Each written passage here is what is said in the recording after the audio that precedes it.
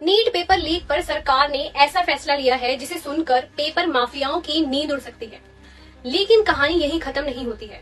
छात्रों की एक मांग ऐसी भी है जिस पर सरकार ने बड़ा संकेत दे दिया है। देश भर में हंगामा मचाने वाले नीट पेपर लीक विवाद में अब बड़ा अपडेट सामने आया है।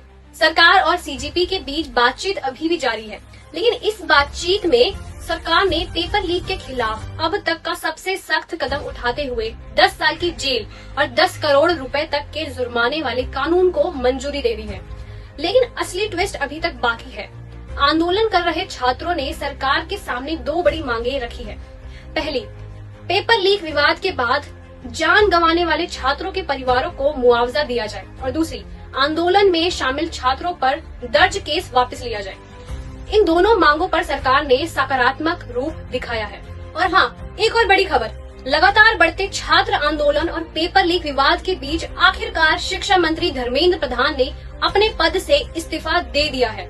उधर मामला अब सुप्रीम कोर्ट तक भी पहुंच चुका है। कोर्ट ने सरकार से पूछा है कि आखिर भविष्य में पेपर लीक रोकने के लिए क्या ठोस इंतजाम किए जा रहे हैं। इसी पर विस्तृत रिपोर्ट मांगी गई है और अब इस मामले की अगली सुनवाई 3 अगस्त को होगी।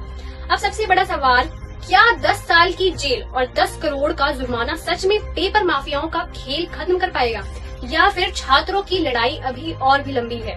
आपकी क्या राय है, हमें कमेंट में जरूर बताइए। और आज के लिए सिर्फ इतना ही। अब मैं दिव्यांजलि वर्मा विदा लेती हूँ। धन्यवाद।